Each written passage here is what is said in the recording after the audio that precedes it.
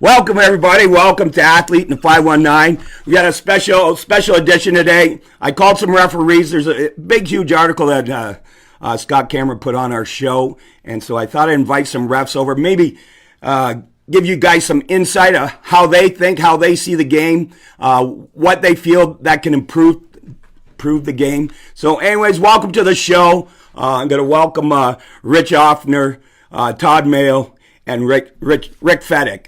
To the show. So, in just a moment, I just want to remind you guys, make sure you like and comment on here, and you're entered to win 2 free tickets to the Spitfires game by Tim Campbell.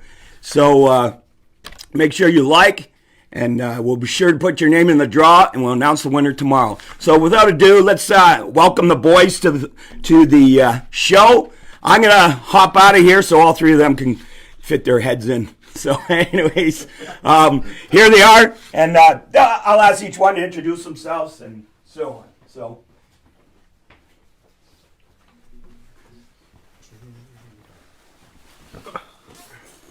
So, welcome everybody, and we'll start with Todd, and he'd be on your, I don't know where he'd be, on your left.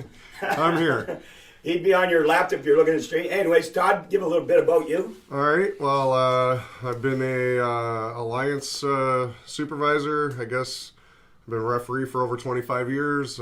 Supervisor with the Alliance. I'm an instructor with the OMHA. Been doing all that for a long time, and I've been the assigner for men's hockey refs now for probably close to 20 years or so now. So kind of vast array of different things and stuff like that for ref. Fantastic. Now, I brought Rich on. Rich is he's quite involved with the hockey community, and he was a referee, and I believe soccer too. Soccer referee as well. And he has a lot of knowledge. He's owned a couple of hockey teams in the area, so I'll let him introduce himself. Rich Ofner. Yeah, I started when I was 12 years old back in 1972 or 73, and I did it till I was 26. I quit for different reasons, family business, raising a family. And but I did get involved in administration of sport. I was Sun County 20 years. I'm involved in junior hockey, local junior B team for 20 years. So I've been on both sides of the fence, and I have been that parent too. So on his I guess left or right, on Richard's right, we have Rick Fedak, who's a longtime referee, but he's very passionate.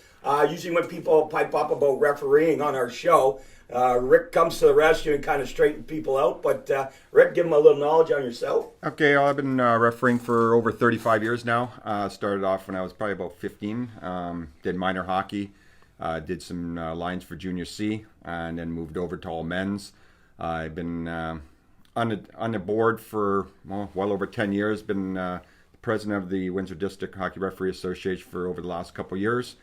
Like I said, it's just something I enjoy doing, being on my skates and seeing the guys out on the ice. But like I said, there's some issues just got to be taken care of in minor hockey right now. So I'd like everybody just remember Tim Campbell for everything in real estate. Give Tim Campbell a call, 519-259-9999, and make sure you like this or comment, and you're entered to win this Thursday's game. Actually, I don't know who they're playing, but okay, and they're going for their, I believe, 5th win in a row. So they're coming on strong, and the Beller's going to be happy on Friday. So, anyways, remember to like and comment. So here we go on our next. Oh boy, I lost my. There we go. So according to Scott's letter to everybody, he's very concerned about what's going on the rink. He was watching a game the other day, and he saw a girl getting just yelled at, and she was actually doing them a favor by showing up because they've been so short of referees. Anyways, you guys like to comment? Yeah, sure, I'll go. I guess for the last couple of years, obviously and we'll get to that at a later point with COVID and how that's affected the game as well. But it's gotten to where we have lost officials and we are down in numbers. I think there was a CTV report the other day, and Al Provo got on and talked about that at the minor hockey level we're down about 40% from where we've been in the past, but that was a couple of years ago. So it takes time to get those guys in. We have we have clinics and things that start at the beginning of every year, but without that happening, so to speak, the last couple of years, it takes an effect on bringing in new people because, like Rich said, some people, life takes over and you move on with different things. And some people move on from that, and other people have moved on for other reasons. But you get where there's no replacement behind that. So that starts to be a big part of where we decrease in numbers. Now, do you start hurrying up and kind of just advance somebody because of the short staff now? Of course, right? You start to get to that. I'll use this year for Hockey Canada. There used to be a path where you had to get certified to become a level 2. They've eliminated that whole certification process now. Wow. So once you're 16 years of age, you are now going to be a certified level 2 without any supervision to get that qualification. So again, at times it's putting young people in spots where, hey, they're out there learning the game just like the players. Now, Rich Ofner, now you said something about like you've been one of those parents getting tossed out of a game, and you're very involved in the hockey community with a couple of teams and so on. And you used to be the president of Sun County. County. What have you seen different from back then, or how was your ejection, and why were you ejected from the game? Well, I was ejected as a coach, and I think I can remember one time. I'm pretty sure it was Todd that I was just bringing the sticks to the bench, and I looked up and said, "Gee, not you again." There was nobody in the rink. He tossed me before anyone else got in the ice. Jesus. Thanks. The ice part. You must remember that. Yeah. I highly doubt that. I wasn't known to throw too many coaches out. So Anyways, I don't think but so. as a parent, what I meant by that is, your kid's on the ice, you get caught up in the emotion, and by the time you got older, I learned that to keep myself calm, I had to stay on the other side of the glass. So you it's hard not to get excited, or you see something going on the ice, whether it's an aggressive player or a parent that's going after your kids. It's just hard. So for me, the best thing was I stayed in the lobby. Now, Rick Fedak, so you've been at it for a while, so you obviously started with minor hockey and everything like that. Is it much different from men's hockey to minor kids hockey? Or do you still get the same, or it's just... It's a little different. You can't compare it apple to oranges because when the minor hockey, you got the parents and the coaches to deal with. Men's hockey, you just got the players to deal with, which are handled differently on the ice. When you got the minor hockey, it's more of what I've witnessed in the past. And like I said, before COVID, I was at 2 incidents where my daughter plays hockey, and it was 2 incidents where I'm not going to mention anything, but it was ugly. It was embarrassing. These kids go out there, they're trying their hardest, they're doing their best, and all you hear is, I can do a men's game, be in the dressing room, and I can hear pounding on the glass and vulgar language and insulting the officials. Well, these kids are going to get to the point where they're just going to go, you know what, I don't need this abuse, and just end it. Well, let me answer. Either three of you can answer, but when you join up, you already know you're going to get yelled at. Like isn't that not part of the job? But the thing is, when I started when I was younger, I didn't see as many parents the way they are now. It was a lot different back then. We went out there, but then when I learned when I started refereeing, we had ice time. We went out there and we were doing little tights, and there was people out there watching us on the ice with us, helping us go through it. Right now, they don't have that opportunity. So basically, they're going into a clinic. Everything's done through books or papers or whatever. But then they're thrown into the fire. So basically, our training is you're going into a game, and even in men's hockey, when we bring on new officials, it's like, yeah, we're going to put you with a senior official, but they're thrown into the fire. You're going to learn. You know what I mean? And it's hard. We got thicker skin as an adult. We can handle them more. But when these kids are 14, 15, 16, you can only take so much abuse. And they're probably using the same language as they did on you as that 14, 15-year-old. Yeah, absolutely. Yes. Yeah. So, anyways, you guys touched on COVID a bit, and I just wanted to hit it and see how much has it affected now. So, how has it affected people coming back, or people just staying away from the ring? If in our men's association, I'd say, hey, Todd, about 99% of our referees are back. Sorry, I'm having that. Yeah, basically, we're all back now. The minor hockey, I'm not too sure. I'm out of the minor hockey industry, but I know our men's hockey, we've got most of our referees back. We're still trying to recruit more referees, which is still difficult because even then, I talk to guys that recruit and they go, I don't want to do it to put up with the abuse. That's even in men's hockey. But we've got, in school, and I've refereed for how long? So, you get to, as us, the senior officials, we get to know their players. They know when certain referees step on the ice, what we're going to call, what we're not going to call. Yes, are we going to miss our calls? Are we going to butt heads with play? Yes, it's part of the game. It's the competitiveness in players that's going to happen. But like I said, in the minor hockey, it's a whole different story. It's just not the players; it's everybody else involved with that. Well, yeah. Go ahead. Sorry. To go on top of that is it's not for everyone, right? Yeah. So a lot of kids get kind of, I don't want to say pushed into it, but it's like, hey, this would be really good for you. Let's, as a parent, hey, this is a good part-time job, whatever, to get out there and do that.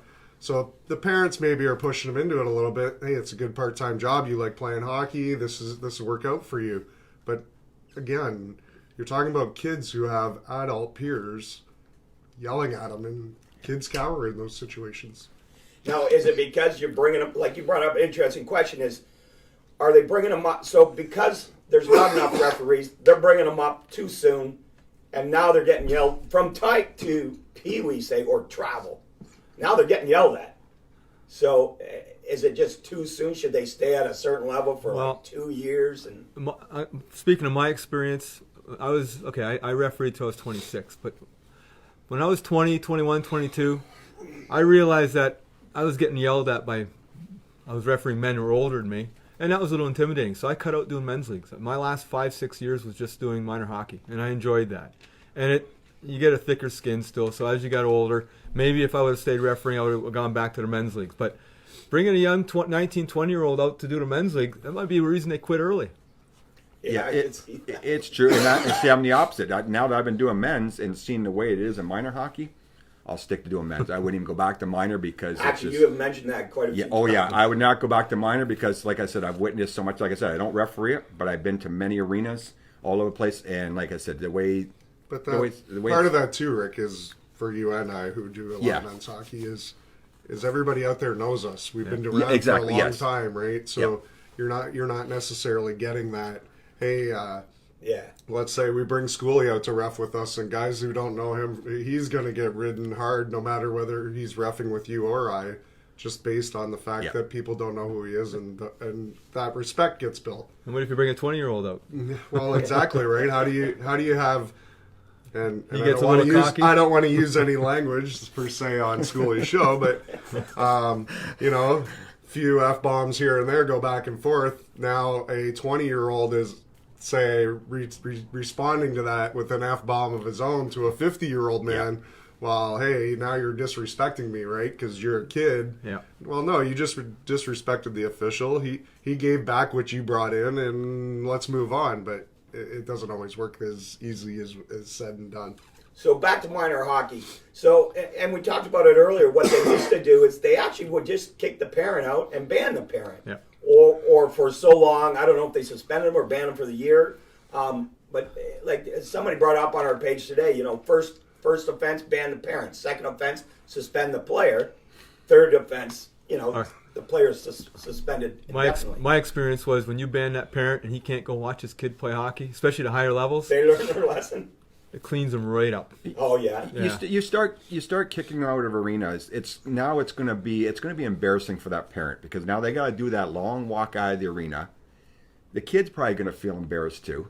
So and it goes back and forth where you can't. If the kid's a good player, and the parent wants to be what they're like in the stands, you can't punish the kid either. You know what I mean? Like. Then if you're going to ban the parent, and I've seen it where my daughter played. I won't mention it at the center, and there was a parent where the letter was written and he was ready to be banned from the arena for the year because it was starting to get out of control. So they are starting to do it. Certain centers are taking care of it because they don't want that as part because they want to draw kids to that center, not away from that center. Now there's also arenas that have taken matters in their own hand. It's not just referees; it's anything that goes on in the stands. They have cameras all over. And when they see someone, a fan get out of hand, whether it's referees or yelling at players, they come and get you and they call the police and they escort you out. Orangeville, Hamilton, those are just two that I know of. Oh, I'm going back 15 years ago. that was going on. Now, how did they get away from that, though? Why know. did they get away from it? I've been involved in junior so long, so we've never had that issue. But that was what I experienced back in the mid 2000s, 2008, 2009. And like I was saying earlier, Scully, I know in the USHL or whatever you want to call it, USA Hockey, that it's a tool in a referee's handbook that he can actually kick a fan out, and it's something that he can stop the game. He can stop the game and kick fans out. Now, Hockey Canada isn't really interested in going that route at this point, but it's definitely not something that shouldn't maybe be an option. Now, another interesting point about getting kids to come and participate as referees in that is the pay scale fair, or we don't want to touch that. I'm just curious. Honest. Now I'll even as an official, I'll even talk about for junior hockey. Clearly, the pay scale is not. It's probably actually worse for kids doing junior hockey. Yeah, when I was doing it, junior hockey was the cheapest because it was 5-6 hours of your time. I can remember I got $15 to do the lines. Oh. Barely enough money. I think I drank more than that after. Yeah, exactly. Yeah, exactly. It's usually not enough to pay for the beers. Minor hockey was the second cheapest. Men's leagues was the most lucrative. Is it still that way? I'd probably say that's a true statement. Now, is that the right way the scale should go, or like? Well, here I'll use an example. I was actually going to print the pay scale off and bring it with me, but I don't think we want to get too far into it. But we're roundabout numbers. We'll say, let's say to referee a novice game or whatever we call it now, U8. It's probably about $18-20 for a 50-minute game for a kid. So he's going to get we'll use 20 just to be safe. So $20 for an hour's time, but you got to be at the arena early. You're lucky if you get if you get 2 games in a row, you're really lucky. In the old days, we used to be like 3 off for 1, do 2 or 3 more because there was so many games. Where nowadays there's actually less hockey, even though there's less officials, it's a whole nother portion of it, right? So it changes everything. And so let's say now to do a midget game, which is a U16 in today's language, you're going to get about 25 to maybe 30, depending if you're the referee with the bands or not. But now you're talking about that's an hour and a half game. You're there half hour early. By the time you're done, if there's any incidents in your game, you got to fill out your game sheets, this and that. So you're talking about now a good 2.5 hours of your time for that $30-$35. Is that really, in today's world, is that really worth it anymore when it becomes... Okay, but how many officials do it? It's almost like a hobby, like they're golfing. Yeah. Okay, so you're getting paid to do a hobby. I enjoyed it. That's why I didn't do the men's league. I was always, in the end, I was doing mainly band and midget games. I enjoyed it as much as playing. So the money was just bonus. No, for sure, and that's where you get to, I'll use myself and some of the older guys who've been around a long time, that's what they're doing it for. But when the kids are first starting into it, they think there's this gold mine of money at the end of the tunnel, right, to start. It's the same. And there's just not that big pot of gold there, and they start to see all of the things that go with it, like we're talking about, getting yelled at and this and that, and coaches screaming at you. Why is it such a low pay scale, especially on Hockey Canada? They're making billions off of Canada. Hockey Canada. Why is it, or is it just politics? It's not going to go. It's a structure that's made by the associations that deal the hockey, right? So your OMHA, your Alliance, OWHA for girls hockey, they're the ones setting the pay scale, and that's kind of where it's at, right? So it's a province-wide thing. They try to use, rural areas compared to, I'll use Toronto areas, where there's a lot higher population, so they want to pay more because then they're competing against things, and it's pay scale is a tough thing. Plus, it puts a burden on the association. Can they really survive? Paying referees more, ice times more, charging registration higher then.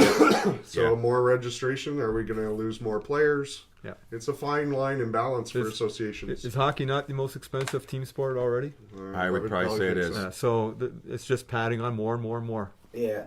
So before we get moving on to the next topic, just remember, for everything in your real estate needs, call Tim Campbell, And make sure you like and comment this, and you're entered to win free Spitfire tickets. You get the VIP pass, you get the Crown Royal seats, and you got a pass to go into the Crown Royal room and grab yourself a nice soda pop. Anyways, my next subject is, are the parents worse now than when you guys ref back in the days? I mean, I know you guys are still refing, but do you feel like the parents are worse now? Are they looking at their little Johnny out on the ice or Sarah out on the ice and there's my $1 million baby getting a scholarship or whatever? Does that make them go nuts? I think that's you just hit the nail on the head there. It's everybody's thinking that little Johnny's going to NHL, little Sarah's going women candidate Olympic team. They got to understand these kids are out enjoying and have the passion for something they love to do. So as a parent, or go there, support your team, support the player. Yes, are there going to be calls that referees miss and don't make? And we all sit up there and go, oh, that should have been called or that could have been called. But it's the point where you cross that line, where now you're starting to get way over that line toward officials. It's not just hollering or making a comment. Now it's just getting out of control and it's all game. It just doesn't stop. So it's a fine line. I mean, there's other ways I want to explain it, but like I said, this is I just want to keep it because it's a very touchy subject, and like I said, I've seen instances where it's just not. I don't know if you guys wrapped in them. Is there any area where you just watch from the glass and you can't even get in on the inside to watch the actual game? Have they started to do that? Are they thinking about doing that? Central Park's actually put stands inside the arena now, so they got miniature stands on that one. Yeah. So now they can stand. Yeah, they can go inside there now, and you're really close to the ice of that arena. Yeah, it's like, okay, you get to say Lakeshore, and you're farther up, you're farther away from the glass when you're in the big rink, whatever. But this one, I mean, you're right there. So I mean, there's not much netting or anything. So they're drinking upstairs, and that was the worst. Yeah. Oh yeah, I suppose that would have been. Yeah, for sure. So, are the parents too involved with the children now? I think we touched on that. Like you were saying, Rick, that little Johnny's going to the NHL, little Sarah's going to Team Canada. Are they too involved? Like take for instance, take Scott's letter or whatever. He stood up. He's sticking up for a girl that he saw was getting abused.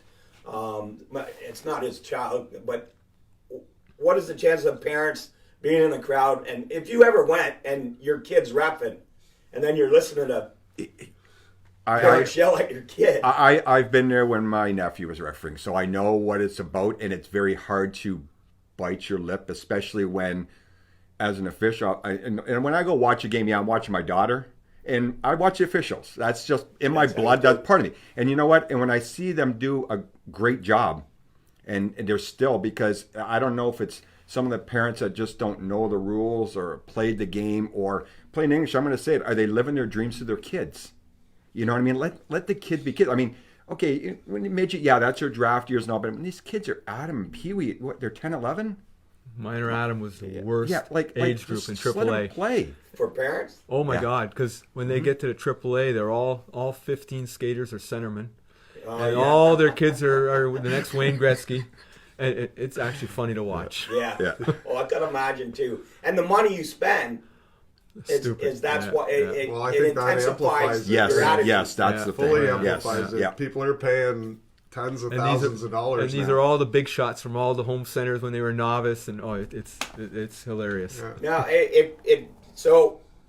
if you guys were to say anything to a kid that wants to get into it, I don't know how old you have to be. Do you have to be 12? Is it 14? Is it 14? For most boys hockey, OMHA Alliance, you're going to at least be 15. Yeah. Now, what could you tell them right now if they wanted to get in, or if they're watching right now and they want to get in?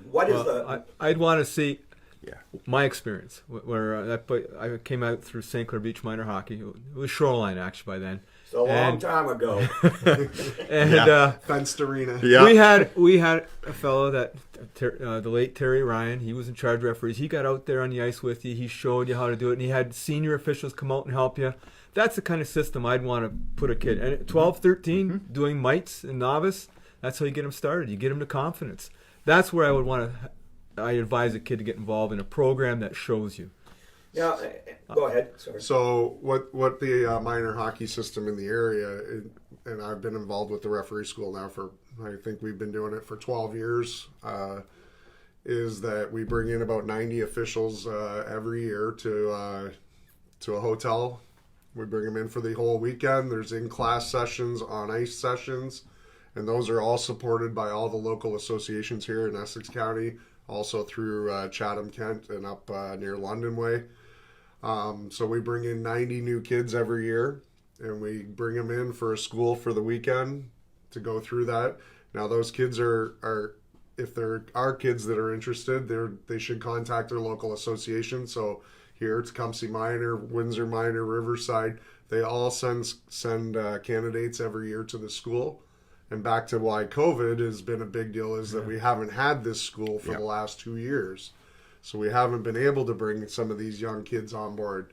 They did do something this year where they did it kind of online, but now those kids have just done something online and are now thrown to the fire. They're on the ice without that. They have no idea what's coming I'm just saying that the school itself is very beneficial because we've got on the ice and shown those kids things. So. Like Rich pointed on, it'd be nice that you bring on new officials. So when they have these tryouts, travel tryouts, whatever, and say they got their inter squad games, blue against white, maybe send in the new officials, maybe to do those games. Just to get them into a game, but not where there's no parents yelling. It's tryouts. So they got out there and they're just learning the game. Okay, you're going to call some penalties, but you're going to learn your offsides, your icings, how to manage a game to a certain extent. It might be something that could be part of the training where, you're not going to get paid for doing those games, but you're going to get the experience of going out on that ice and at least learning the basics of the game instead of just throwing into a game going, here you go, learn it. Yeah, exactly. No, they do have officials for those games, and there's plenty of complaining and yelling at officials in tryout games. Just so you're aware. Are there any associations that have a good program where they start them in the house leagues at a young age, and even before they go get to I your think most of school? them start out house league, don't they? Most of that, a lot of centers will use those kids as timekeepers first. Yeah. So when they're 12, 13, 14, they're timekeepers, and they're kind of grooming them into to the on-ice portions, and then. But it's everybody thinks it's good until that time when you're the one on the ice and those names come running at you and people are coming. So what could be just one piece of advice you would just give them, each of you, just in general? What could you tell them? I'm just one other question is I'm just curious is this one incident, the girl's getting berated by the parents and all that. She's doing it. Like she had to be somewhere and she went and volunteered just to do it. Is it just a one-time thing and then you kind of just let it go and it doesn't happen for a while, or is it just happening more and more? To me, I see it like I don't referee the games, but like I said, I'm always out at arenas where there's minor games, and it's continuous. It's just continuous, and you even start. You don't see it. I don't see it so much in the girls' hockey. I can say that my daughter plays travel, so we've been out around there. You don't see it as much. You're going to see like the odd, that should have been a call, but not the pounding like on the glass and the personal insults and because refereeing's not going to be perfect. Like I said, I can sit up in a crowd and go, yeah, you missed this. But when you're on the ice watching 1,000 different things, and like I said, these kids are young, they're learning, so it's going to take a few years to get that experience of a good referee. Absolutely. And let's get one thing straight too. Not every game is a disaster. Yeah, exactly. Yeah. I mean, we're kind of making it like every single game out there is a disaster, and that's not the case. So I was wondering, there's a lot of guys that are retiring early, and maybe they've realized their hockey career's done. And do they ever get any 50-year-olds deciding to take it up?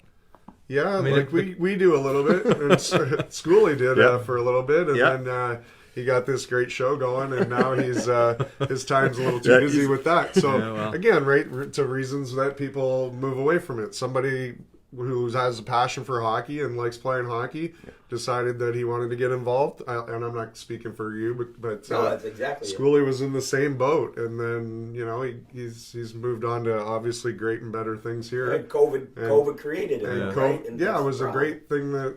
No, but it's a problem because I just never went back, and I really enjoyed it, but now I'm too busy. So from COVID, you jumped into something else. Yeah, and now I'm too busy. When I was 48. I broke my ankle in Mexico in a tournament, and it was either take up golf was a problem. I quit golfing and hockey, so it was either I was thinking about refereeing again, but then or fishing, so I went fishing route. There's more beer involved in the fish don't yell at you. They don't. So, anyways, I just want to say thanks to everybody. Thanks very much, gentlemen, for coming in and just speaking on it. And hopefully we can get more kids out to ref, because it's not as bad as it usually is. But make sure you like this and make sure you comment. Let us know how we did today. Don't forget, we got 2 tickets to give away for the Spitfires game on Thursday. They're playing the Sioux, and you get VIP parking, which is just awesome when you pull in there. And you get the Crown Royal seats with the Crown Royal room. And next week, we have the East Coast. We have Kaylee Parker coming on. John Solares is going to do the interview.